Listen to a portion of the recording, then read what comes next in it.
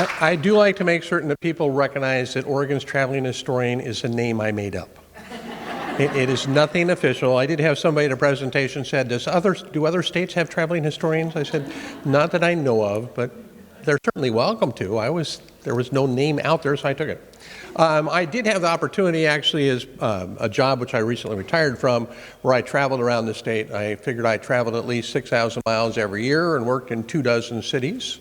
And if people know if you're going out places and get into a hotel room, it doesn't matter where you are, the television is pretty much the same. So it's much more fun to find out about things in the community and find out what's interesting. And I started finding short stories, and I put them on public access, not public television, but public access in videos first. And my YouTube channel actually will be approaching 120,000 views over time. And I started doing some longer ones, and it's where do I share these? And so I started going around to libraries and retirement facilities, and so that's kind of escalated the entire Oregon's traveling historian part of it. I have a lot of fun doing these, and as you mentioned, plenty of presentations as well. I actually approached Sylvia about doing presentations, and I said, well, I'm kind of thinking about doing Carnegie Libraries. And she said, yeah, if you do one on Carnegie Libraries, we'd be happy to have you here to tell about that. And this is actually the first time I am sharing this particular presentation. So you are the first. I think I have a second people that are going to be doing it maybe later on. Andrew Carnegie definitely was an interesting individual. Did quite a bit for actually the world. 2,500 Carnegie libraries around the world. Actually, I did email somebody recently, said, well, is Dale Carnegie related? And he's not related by birth, but there's an interesting story regarding him, and that he was doing presentations, and he did one at a Carnegie library and sold out, and so he changed the spelling of his last name to Carnegie. So there you know. Interesting things in Oregon history, if you look, in U.S. history and international history, if you look them up. Mr. Carnegie came to America when he was 12 years old with his family. They settled in Pennsylvania, and he grew up in a working class immigrant family there, and fortunately had the opportunity, as he was a working young man, I'm not sure what type of jobs he had, but there was a gentleman in the community by the name of Colonel James Anderson who decided to rent out his 400 books. He gave out, had a little library, actually is what he did. And that encouraged Mr. Carnegie to say, I resolved if ever wealth came to me, that it should be used to establish free libraries, that other poor boys might receive opportunities. And that is what he did many years later. 1883 to 1929, funding, as I mentioned, over 2,500 libraries around the world, 1,700 of them in the United States, and over 30 in Oregon. Those are not all still libraries. A number of them are. There's a couple of historical societies. There are some art centers. A number of them, unfortunately, are not ADA equipped. So handicapped accessibility is an issue, and so a number of libraries are no longer libraries because that particular part of it, too, is they've just outgrown the facilities. But it was his secretary, James Bertram, who handled the request as far as Carnegie libraries go. And they did have a couple requirements. The community had to show a need for that library, which they asked them, do they have a private subscription library? And plenty of places did. Sometimes there were minimal amounts, $1 a year or a book, and you were a member of the library. And how many people did they have signed up for those type of things, as well as how many times did they check out books? So kind of simple things. Is there a need there in the community?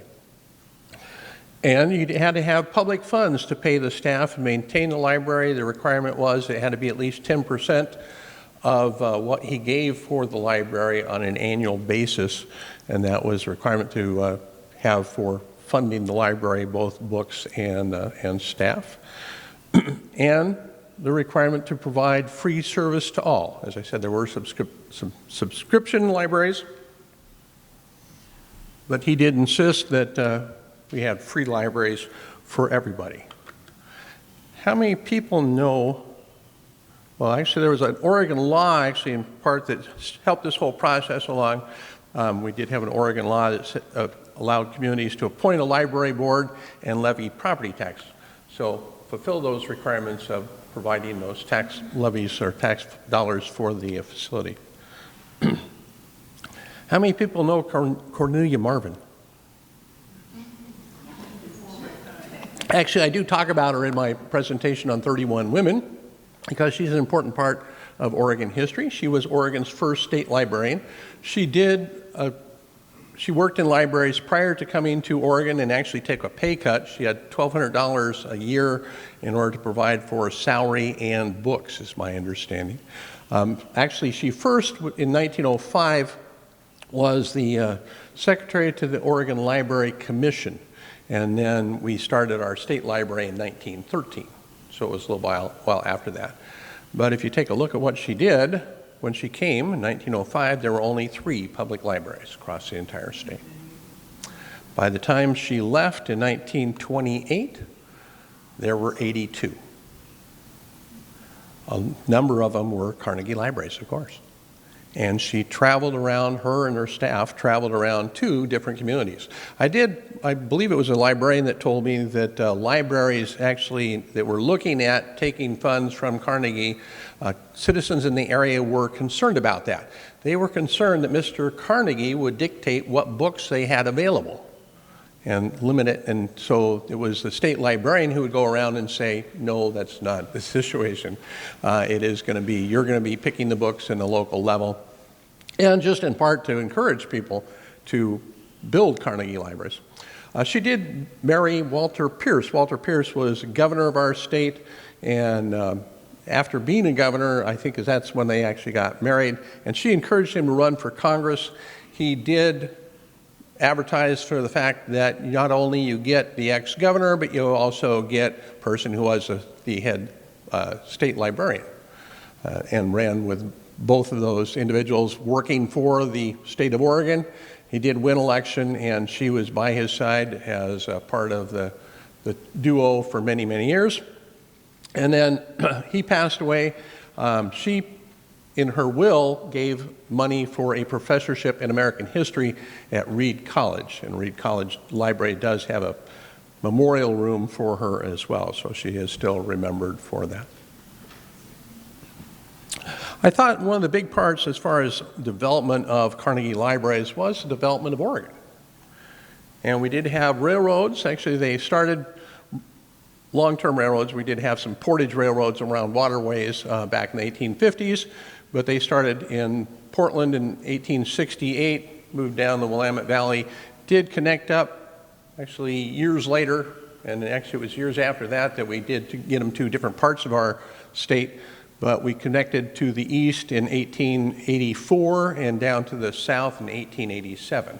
But fortunately by 1900 we did have railroads around, allowed people to travel, and of course if you do have people travel, they take ideas with them and talk about those ideas. Perhaps you should be thinking about a library here in your community. And I imagine that's how the library staff, Ms. Marvin and her staff, traveled to different places around the state, is go by rail. Because we had those before we had roads. So we did establish the first long-distance electric line, June 3rd, 1889, not far from here, Oregon City, Willamette Falls, sorry about that. Willamette Falls over to downtown Portland, 14 miles, and we started using electricity because we have power from waterways in order to do so. It's probably a lot easier to read a book by an electric light than it is by a gas light. That was my thought in regards to that particular situation. We also had, by that point in time, we had plenty of people who were interested in Oregon, and we were growing, but the people in Portland felt like they were as good as any city along the West Coast. But how do you promote that? Are people familiar with the Lewis and Clark Exposition, 1905? Sylvie's smiling there. This is actually the biggest event in Oregon history. We had 21 countries. We had 18 states that provided booths in this particular spot. It was in North Portland, and it was business related. Businessmen did want this to promote Oregon, Portland and Oregon. And they came up with an extremely long name. And actually, they also did it with this gentleman's assistance. There was, of course, a staff that was involved in this. Henry E. Reed was Secretary and Director of Exploitation. We use words differently now than we did then. And I always like to play on those because of that. Exploitation meant that he was actually public relations. And he sent out actually a 50-page pamphlet around the country talking about Oregon and Oregon counties. And then during the fair, they sent out 6,000 pieces of mail to newspapers and magazines because we didn't have internet, we didn't have radio or television, so how do you promote it? You send out newsletters, mail to people, and so they did 6,000 pieces to do so. The name was the Lewis and Clark Centennial and American Pacific Exposition and Oriental Fair. They added Oriental Fair because, as I mentioned, this is a private industry. They wanted to make money, and there were tax breaks if you promoted trade with the Orient. So that's why they had this. Why I say this is the Oregon's most important historic event, this drew over 1.5 million paid admissions, 4.5-month time period, paid admissions to it in 1905. And probably considering the staff that was set up with that, the volunteers, all the people that manned all those particular spots, the entertainers, performers, probably over 2 million people affected. If you take that into context, the city of Portland had a population of 90,000. For opening day, they had a presentation by Vice President Charles Fairbanks. U.S. Vice President Charles Fairbanks drew 40,000 people to that. It's quite a phenomenal thing. Actually, there's a book by a professor from Portland State called The Great Extravaganza that goes into the particulars on this. Yes? How long did you say that fair went on? 4.5 months. Yeah, that was it. There's a couple buildings still around, but not to me. Yeah, it was 4.5 months. So if you have 1.5 million people visit the state of Oregon, you think they want to stay? Sure. Oregon's population, 1900 before the fair, 413,000. By 1920, 783.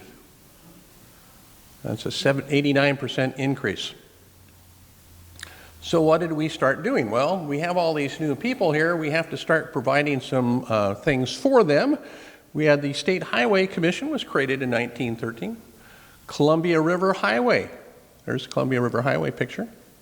And the Oregon beaches became a highway because of Governor Oswald West. Sam Hill and Sam Lancaster were the gentlemen that were involved in that. Sam Hill on the right was a gentleman with money. Sam Lancaster is the engineer. They had seen these scenic highways in Europe and said, we can build this wonderful place here. And of course, that brought more tourists as well as a way for people to travel along the Columbia Gorge. And those beaches also provided an opportunity for people to travel to different places, as well as display their wonderful swimsuits. This is actually a picture I found from the Bush House down in Salem.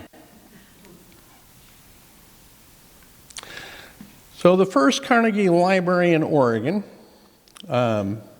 was done by the Fortnightly Club of Eugene. That was the first Carnegie Library. Fortnightly meaning every other week. And they actually patterned their club. It was a literary club. They're still still an organization, actually. This woman on the right there, Dr. Alice Chapman, she was the wife of the University of Oregon's president. Actually, he was the second president of the university. She did get a medical degree from Women's Medical College in Philadelphia, and in 1893 she convened 32 women in a room over a grocery store to say we should have a literary group here.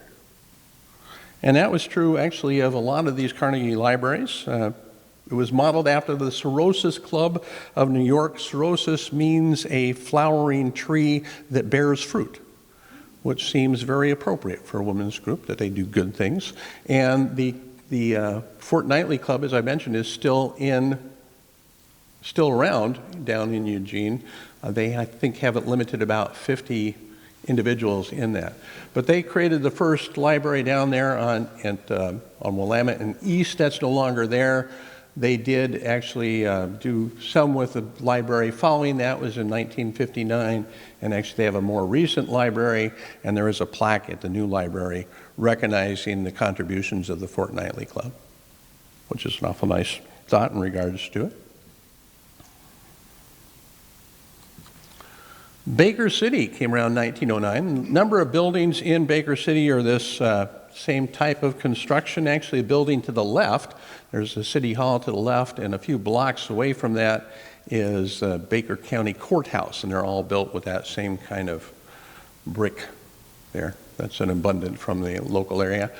The Leona Fleetwood was a librarian from 1940 to 1960 there. This is Crossroads Art Center at this point in time, and there is a connection between Leona Fleetwood and the new art museum, the art center, And art centers, I thought, was pretty good use for those, and I've seen some of those in different places around the state, because these are nice, open, airy spots. So you have a nice area to display your pictures, your statues, whatever type of things you're working on for art. It's a great spot to display them. A lot of light. The Puppet Lady, she had puppet shows on Saturday mornings, and she actually graduated with a degree from Washington University, magna cum laude. And I believe it was came west to teach school. But she had a love for books, so she decided to be a librarian instead. And children's librarian first, and then a head librarian 2 years later, and was a head librarian until 1960. She provides puppet shows on Saturday morning. She would actually make her own puppets. She wrote all her own scripts. And sometimes if she knew that a child was having a bad week, she would mention them in that particular event. Yeah, nice way to kind of tie in the child, and I imagine a number of children have fond memories of the Puppet Lady there. But she and her husband supported concerts, alcohol and drug council, Girl Scouts, Oregon Trail Regional Museum, and they were the founding members of the Crossroads Creative and Performing Arts Center, which is what this is now. It's the Crossroads Arts Center. Crossroads Arts Center moved into the building in 1971, and the downstairs stage is named for Leona and her husband, Orville. You can find that on the Crossroads Carnegie Art Center webpage.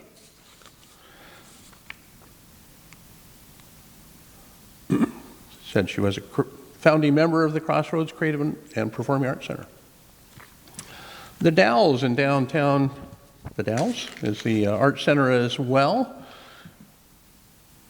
I use, as far as resources go, the Oregon Historic Sites database. It's Oregon Parks have put that together. It has all kinds of things about properties, wonderful resource for it. You can search by type of properties as well as by cities, and they are the ones that come up with these particular parts because they do know architecture as well and go into Beaux Arts classicism.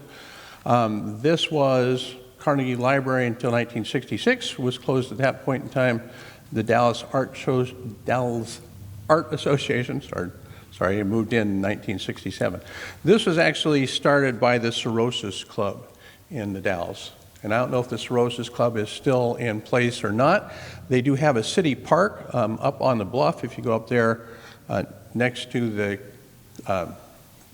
Columbia Gorge Community College is actually the biggest park in the city. It's a 15-acre park and a little rose garden, actually, which they were involved in one way or another because they do have it recognized for that. And they also saved the Fort Dallas Surgeon General's or Surgeon's quarters.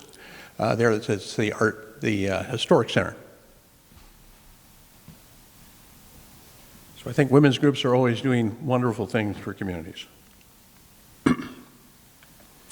Oregon City. You were asking about the Oregon City one. This was property that was set aside by Dr. John McLaughlin for public use. And I don't know if there were other public uses before the library, but they did decide on putting the library there.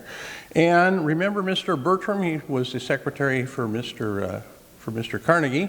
And after a while, I don't know if he got different things from people as far as designs go, but he decided, well, we probably should have some consistency as far as what works in regards to libraries. And so they were frequently similar to this one, where you have a small entryway and then probably had a desk right in the middle there, a little bit to the right of where Sylvie's sitting right now. And the windows, actually they said they were supposed to be 6 feet high. These look like a little bit low. But that way you could have all shelving under those. And 15-foot ceilings. This looks like a little taller than that. But that were kind of the guidelines for it. When this was opened on June 13th, 1911, Cornelia Marvin was in attendance at that. And then the library moved out of this building. I guess they outgrew the space and they moved out and they moved into another location. I'm not sure where the location was, but they were in another location for a number of years. And then they looked at about 40 different locations as far as where do we want to be for a library. And they said, you know, the best places to be is that spot right there. But why don't we add to it? And so they actually have added a 2-story addition to the back of that. And I've done presentations in the new part of the building. The floor, they said, is wearing a little bit thin because it's been around more than 100 years. I don't know if what they're going to do as far as replacing that if need be. But October 15th, 2016, they opened with a new addition to it. You had mentioned that it was a community center for a while. Obviously, you have public buildings. They are used for a variety of purposes. Ashland's had a reading room with 200 books back in 1879, Ashland Library and Reading Room Association. They actually grew before having Carnegie grants. So they had 1,200 books by 1900 in a room at City Hall, open on Saturdays. I don't know if they were open other days of the week or not, but they were indeed open on Saturdays. And this is what it looks like now. This was not ADA accessible, so what they did is do an addition to it, and this is no longer the front entrance. I'm not sure they even use this entrance. I've done presentations in this building as well, but they do have a parking lot out the other side of the building and do have an entry that way, so they can have people who are handicapped have easy access to it. Is that part of Southern Oregon University campus? This is down the street from Southern Oregon University. It's close to downtown. So no, it's not part of the college. The college has their own, actually they have a Hannon Library, which was State Representative Hannon, named for him. Yeah, it was remodeled in 2001 to comply with the American Disabilities Act. The Dallas, this is no longer a library either. The library is about 2 blocks away from it. They didn't have a lot of room originally. In 1905, they were in the fireman's room. Actually, they were in a corner of the fireman's room, as I understand it. So I'm not sure how much space they actually have. Irene Gerlinger and the Dallas Women's Club. You may have heard of Gerlinger Industries. Actually, I think it was her father-in-law, actually, it was Gerlinger Industries that was involved in that. But she got the Dallas Women's Club involved in building the spot. Actually, she had a number of other active parts in the community. She was a founder of the Council of Oregon Republican Women, the first woman to serve as a regent for University of Oregon. And there is Gerlinger Hall on University of Oregon named for her. So by 1909, they'd grown to 1,700 volumes and over 3,000 card holders. And the library used that particular facility for 77 years. It was used as a temporary facility for Polk County Library, Polk County Museum. So it worked as a museum for a while too. They are in a much bigger building these days in Rickreall. So it is called Carnegie Building. It's in private hands at this point in time. I'm not sure what they're doing with that particular facility. This is an old picture of Carnegie Library in Forest Grove. This is the only one in Oregon that was made for a school. And Forest Grove has Pacific University. It was founded by the mother figure of Oregon, Tabitha Moffett Brown. and they still honor her as a founder of Pacific University. And Old College Hall is actually right close to this building, and that's the oldest, one of the oldest buildings and used for, they say it's the oldest building still used for education purposes. It was built in 1850. And they do tours of that about once a month, so I'm hoping to go the next time that that's available. This was designed by Wyden and Lewis. Lewis actually was the architect for most of the buildings on the, at the Lewis and Clark Exposition. And they opened with 16,000 books. Yeah, I'm not sure if the school just did that or what particular part of that to do. In 1967, they actually during World War II, they added spot to, because they had a number of students coming from World War I with veterans benefits, and so they added a mezzanine area to this particular building. You want to see a more modern picture? There's a more modern picture. But they moved the library. One of the early graduates of, I don't know if it was Pacific University or its predecessor, which was Tualatin Academy, was Harvey Scott. He was a brother of Abigail Scott Dunaway. Thank you very much. I was going to get it. And the editor of the Oregonian. But he was a alumni of this school, and so they named the new library after him. And then they remodeled this for offices and classrooms.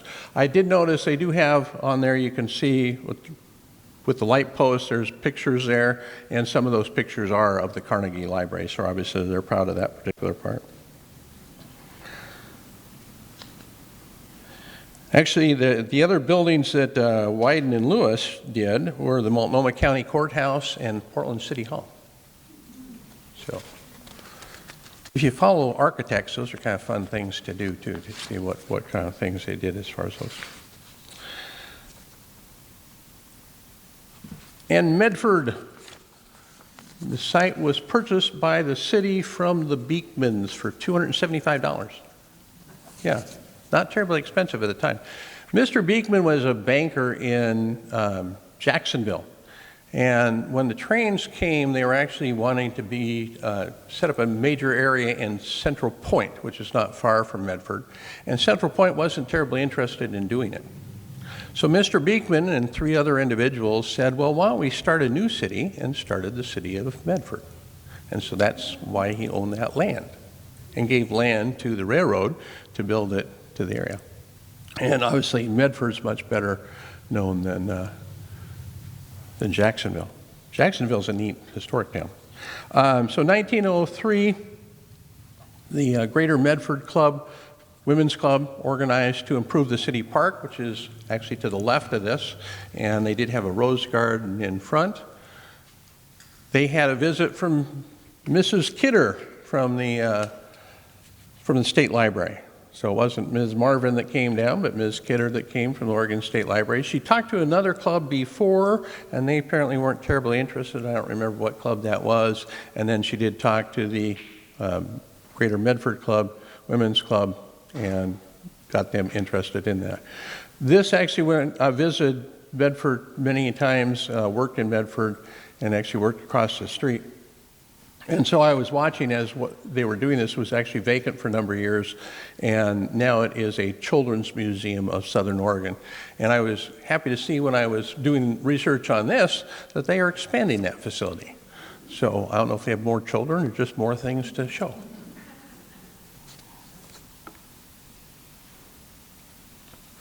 Newburgh was Newburgh Ladies Wednesday Club that promoted the idea. The Library Association founded in 1907.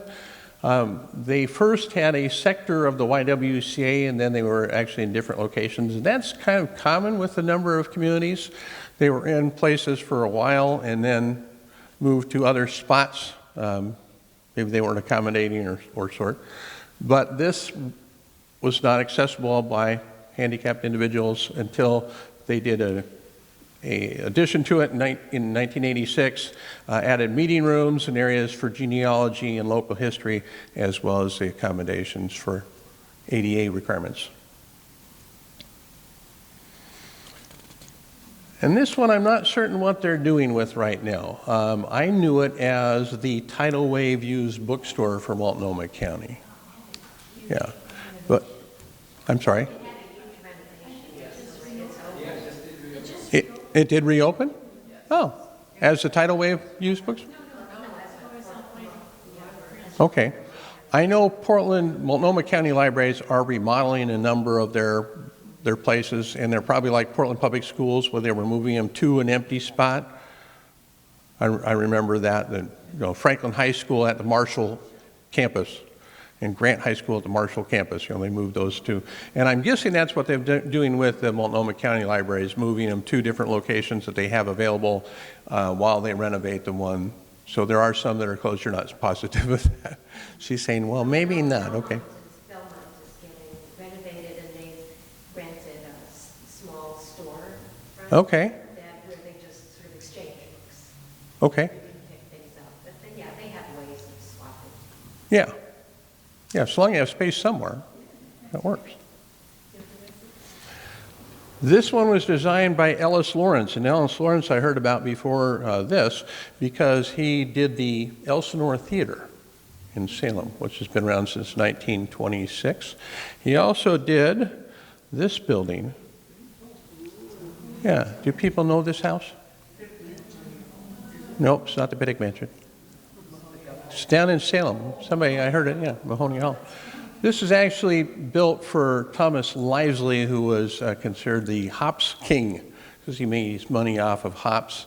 And so he had this house built back in the 1920s.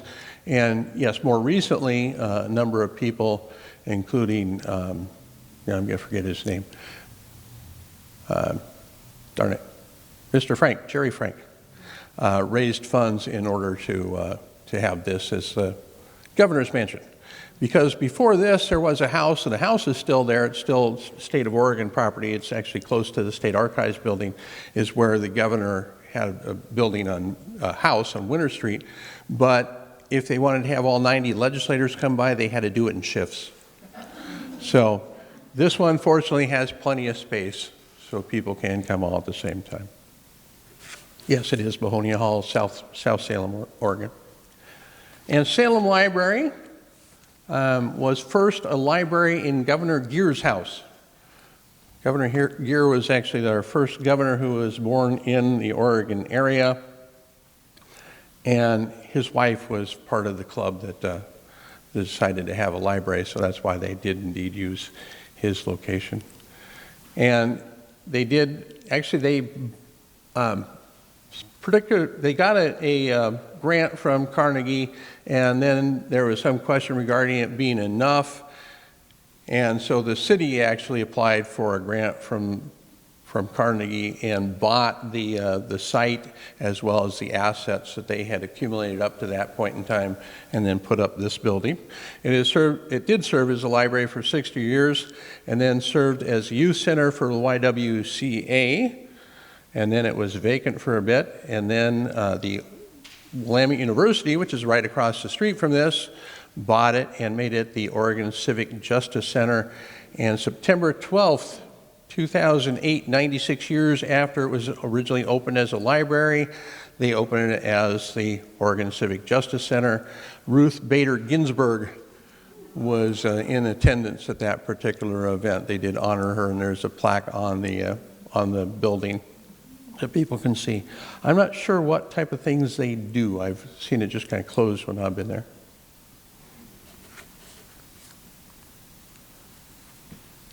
And if you don't recognize this, you have to recognize this. That's this building, of course. Portland architect Folger Johnson designed this building, and the St. John's and Pendleton Carnegie libraries as well. Actually, you had a library system before that. In 1903, people had to get cards from the postmaster, but unfortunately had to travel to Portland in order to take out, that's what I read, either take out or give back books, as you had to travel to Portland, which we didn't have many roads at that time, not roads terribly well. We talked about when the highway department started in 1913. So I imagine it was quite a trip to go to Portland just to get a book. Actually, the first reading room was a back room over the post office with a stove, a table, a hanging lamp, 6 wooden chairs, and 50 books that were donated by the postmaster. And if I recall, Gresham was a postmaster. They decided to name it for the postmaster. U.S. Postmaster General, wasn't he? Yeah, okay. So you got to tie in with that. In the original photo, were there windows below? It looked different. It didn't look bricked in. See, there's a little relief. Okay. Oh, okay, on the right side of it. They did frequently have basements in them for the facilities, and then the library above. Sylvia, you said? That's Ivy? Oh, that's ivy. Oh, okay. Okay. Yeah, because it's just dark. Yeah.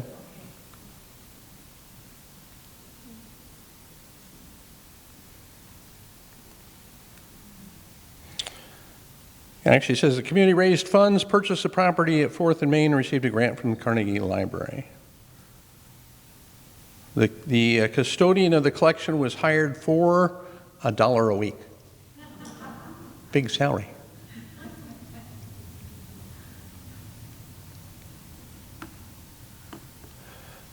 And somebody mentioned this already, the brigade.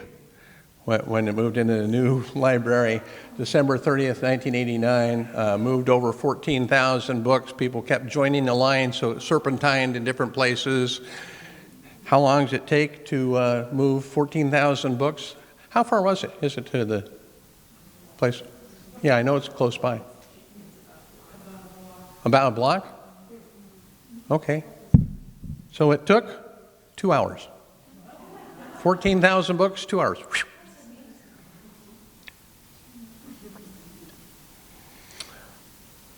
The Albany one has an interesting tie to Mr. and Mrs. S.E. Young. It does serve as a branch library now. It is not accessible, but they do use it as a branch library. There is a much bigger library to the east side of town, much bigger, but they do still have this one available. But this, actually, they did have a library before that in different places around town, actually about a block away, if I recall. And this land was donated by Mr. and Mrs. S.E. Young. Mr. Young and his son had a number of businesses around the area, and Mrs. Young actually carried the first book to the new facility. I did see it was a Bible, is what somebody said in that. I don't know if that's true or not. What was interesting in regards to this is that they did at one point in time have the museum, the Lynn County, or its Albany Regional Museum, had a spot in this particular building. And they moved into a building that used to be owned by the Youngs. It was moved to that location, and that's where they house their museum at this point in time. It said, did house the Albany Regional Museum in 1980. Coos Bay, I don't know how to pronounce that last name. Actually, her parents came in the 1850s and were active in the community. She had was in charge of the Progress Club and started fundraising in 1907, persuaded the city council to provide funds for it. And because of that, actually, the children's reading room she did traveling around places, and so the seashells that she collected and other things from her travels were in the children's reading room. I was going to check and find out if that was still true. This actually, I did find this, the Coos Art Museum. So this was an art museum for some time. It is now a private residence and about 3 or 4 blocks from the library at this point. And Enterprise was named because people were enterprising individuals, is my understanding. That's why they came up with the name. In 1900, it was on a bookshelf in a drugstore, not a lot of space, obviously. Went into the Bowlby building and the Berlin building, and then it was in the Opera House. Are people familiar with opera houses? Sylvia is. Okay. And I'd expect you to be, so that's okay. I actually do presentations on theaters, and so I found out about opera houses. Opera houses were more community centers. I always thought they were big, places where operas were performed, and that's not true at all. The early ones, there were plays there were dances, there were lectures, there were boxing matches, all kinds of different events. And we had them throughout the state. There were a number of opera houses. So opera house was basically the community center for the area. They did have a subscription library at one point in time, 50 cents or a book. That was once a year you had to do 50 cents or a book, and you were a member of the library. And the Bertha Millard was the first librarian. She served more than 40 years. You do notice this has a little fountain there in the corner of that particular picture. The building still looks pretty much the same. It does apparently have access handicap purposes, so it is still open as a library. And the fountain, there's the fountain, it got moved not far away. Actually, it was an Eagle Scout project. So he restored the fountain, and it's actually right close to the county courthouse, which, as I mentioned, is not far from the library. Restored in 2002 and sits next to the Wallala County Courthouse. There's a whole sign regarding that. And actually, there was a story done about a presentation I did some time back, and they started the story by saying that Darrell reads those historic signs so you don't have to. And I thought that's a pretty good description for what I do. So. Hillsborough. Dr. Francis Bailey was a 3-time mayor of Hillsborough, was, I believe, a veteran of the Confederate War, and did get the Carnegie Library going. They did a city ordinance in order to provide $1,000 a year, $600 for expenses, $400 for books, and then they did have a new library that was built in 1975, so this was purchased by a private party. And actually, I did pop into this. It does have some wonderful pictures of downtown Hillsborough, and one of the women in the office has said that she used to go there when it was a library. So now she's working in there. So I don't remember what the position was that she was working at, but she does get that opportunity to be in that building. Hermiston is not a big town, and this is actually what was said by the librarian at the centennial of the Hermiston Library in 2019. She said, "We were the smallest community at the time to get a Carnegie Library because we cheated and called ourselves a branch." The Pendleton, actually it's Umatilla County Library, and they said that some of those were branches of the Umatilla County Library.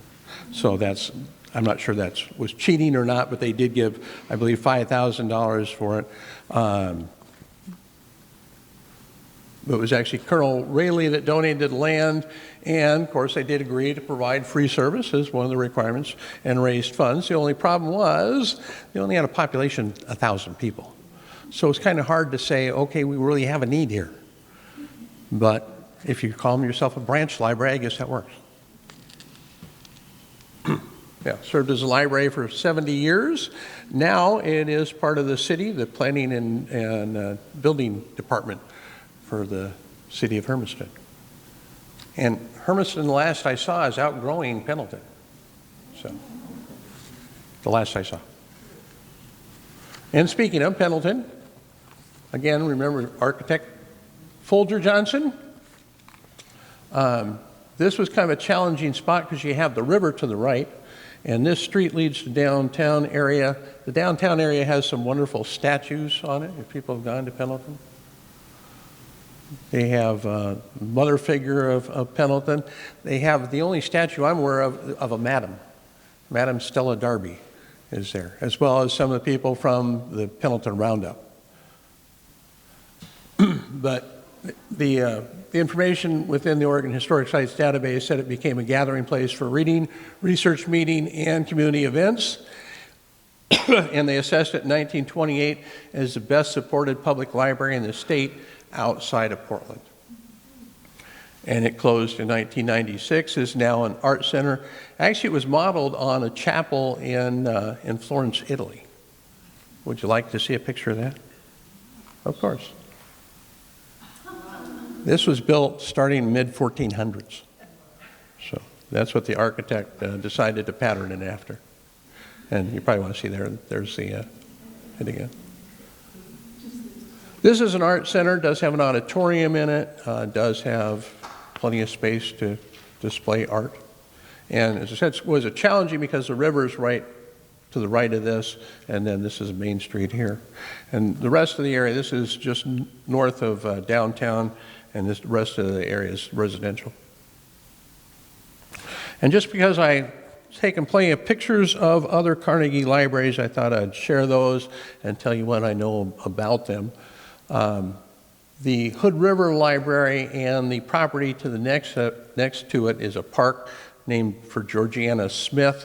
Her and her husband came with a few kids and chickens and a wagon, and he was instrumental in starting the fruit industry in the area. Did have a bank as well, and the property was given by the children in order to honor their mother, and that's just to the left of this property. Both of those are on the National Register of Historic Places. And the Grand, this one I was proudly able to identify as a Carnegie Library. I do what I said, I traveled around places and did look at different things, and I was just driving around the Grand a little bit, and I said, I bet that was the Carnegie Library. And so I did research a little bit and found out, yes, indeed, that was the Carnegie Library. It's now an art center. I didn't get a chance to go in. They were closing it up when I stopped by there. You can see it's a little darker there. McMinnville, this is actually now the back of the building, but it actually was a front at one point in time. You can see an entrance there. And this part of the building, actually they did add to it to the right, and this part of the building is used for special events. I was there and they were doing a plant show selling plants at that particular location. And Milton Freewater, our only hyphenated city. There were two cities. They did decide to get together. Actually, people in the Freewater area decided they didn't like Milton and decided to start their own town and said, well, what can we do different from Milton? We can offer free water. That was the extent of the name. Sorry, free water. And so there are actually two little separate business areas. It's kind of a disjointed town in that particular respect. But it is Milton Freewater now at this point. And this is now private, just a retail space, if I recall.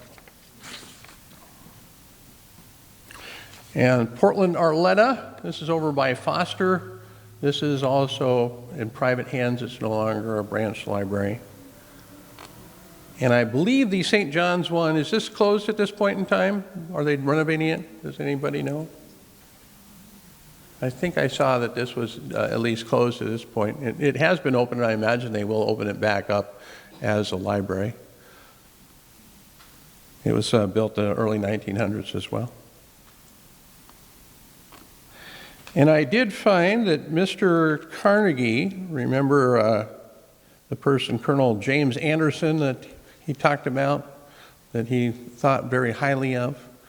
Actually, the first library that Mr. Carnegie built, I believe, was in Pennsylvania, and he put a statue in front of that of Colonel Anderson.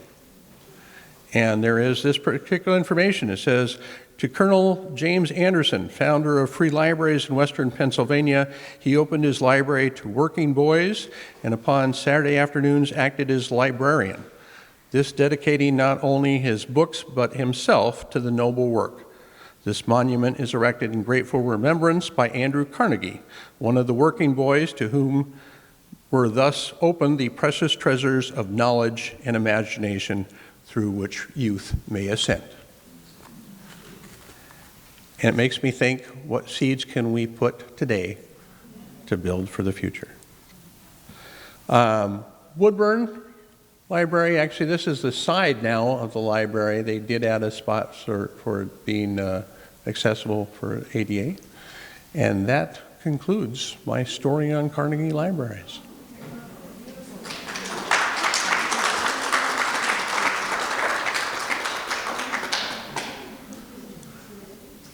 So it looks like, at least in Oregon, this library is one of the smallest ones they built. Maybe Hermes. That makes sense. I think a number of them, I've seen the one in the Dalles, and it's probably the same size as this. I'm trying to think which ones I've seen, and the Pendleton is much larger, but they built them based on how many people were in the area, and that's the grants that were given by Carnegie is based on populations. So, I don't know, what was the population when they built this, about 1912? Do you know? 1930. It was like between 500 and 600 people. Okay, not a big spot. Portland actually had a number of, there were actually 27 different communities that they said they gave grants to for more than 30 libraries. And Portland was the largest, did get a number of spots. And I think it was because of the branch library system, which is part of, I'm assuming it was part of then. Do you know offhand? Yeah, it was part of the Multnomah County library system. And I believe, I'm trying to think, it was at Mr. Scott that actually was headed up the Multnomah County Library at one point in time, or was active in it. I'm looking at Sylvie, she's kind of looking quizzical there. That sounds right? Okay. Yeah, I know he did quite a things for the community. Back here. Who was the architect of the Multnomah County Library? I don't know. I didn't look that up. It's not a Carnegie. That's a bad excuse, sorry. Was it A.E. Doyle? Oh, okay. Yeah. Yeah, and A.E. Doyle obviously did quite a few things around the state. Yeah. As I mentioned, the Oregon Historic Sites database, you can look up, you can put in libraries as a part to look up. You can look at Portland and go from there and see. And then they've got some of the descriptions regarding the properties, typically do have the architects as well. And then there's frequently a narrative on there as well on the history involved in those. Actually, I noticed the Pendleton one, there were issues regarding it being city and county, and they actually had to go to state legislature and change the law because the law said that the county can't be less than $50,000 in order to have a library foundation, library organization. And they changed the law in order to do that. There was people that were doing grants for the books, and they were saying, well, it's not specifically the city, you're opening up to the county, and they weren't favorable for that. And then the mayor appointed different people to the library board. There was all kinds of different things. Actually, why I mentioned that, there are 85 pages within the Oregon Historic Sites database just on the Pendleton Library. So if you want to read that whole story, it gets into quite a bit of detail. When did Carnegie pass away? I don't know. That's a good question, too. I know... So were the libraries after he died, or during his life? He was still alive when all the libraries were built? Okay. I think it was 1921 that the last one in Oregon, Grants Pass, but I don't think it's a Carnegie building anymore. I don't know where it was. The first one was Eugene. Yes? A question, when you were researching this, did you find any local hesitancy, a stronger word than hesitancy, to accept the Carnegie funds? Well, as I mentioned, and this was, I think, a librarian that told me this, that said that the state librarian did go around and dispel that particular situation because people were concerned that he was going to have too much authority on what type of things they had the opportunity to read. So, There was some, like it's more in Pennsylvania, where they knew him better, communities who didn't want his money. And I just wondered if maybe because we're far enough away from Pennsylvania, that could be. the robber baron and homestead strike, and people that, he felt he killed there. So I didn't know if that I hadn't heard anything regarding Oregon turning down funds because of that. I think the only time they had issue with the funds, as I mentioned, Salem, that one group had applied for it and got the grant, and then they said it wasn't enough, and the city took over. So there's sometimes, private organizations have been involved and then turned it over to city or county. And that was actually the Pendleton one. It was the county stepped in at the end and said, okay, we're going to get rid of this board that the mayor just appointed and go back to having the women that wanted to do something for the property. So, yeah, there's always politics involved in those type of things. But. Because we're far enough away. Yeah. Well, I looked at, because I go to a veterinarian that's on 11th and Alder, and I love the East Portland Library branch. Mm-hmm. That was also designed by Eugene. And the county's saying it's a Carnegie library. I mean, now. Oh, okay. Oh, it's so It- pretty. Okay. I don't know where, I mean, it's saying it was funded as a Carnegie library. And it could be. Yeah, there are some in private. It's very beautiful, it's small, but it's pretty. Yeah. It was called the East Portland branch, right by Washington High School, 11th and Alder. So it's sort of tucked in there. Is it private ownership at this time? Yeah, I've seen one. I've taken pictures of that. I think that building. It's private ownership at this time. The county's just saying it is. I haven't looked. Okay. The county looks to say, well, it's a pretty design. Well, it's buildings. Yeah. A Doyle's things. Yeah. Yes. I was in Christchurch, New Zealand, walking along a street, and there's a Carnegie Library. And I go, what? And I go in, and I said, is that the American Andrew Carnegie? And they go, yes. 2,500 around the world. 1,700 of them in the United States. The whole back room is dedicated to him. Oh. And I went back there, they had a museum for him about his life and different libraries he's built around the world. Wow. It was amazing, and it's the biggest Carnegie in New Zealand. I think there's 18 or something in New Zealand. That's why I like doing these presentations. I always learn things. Thank you very much, everybody. Appreciate you coming.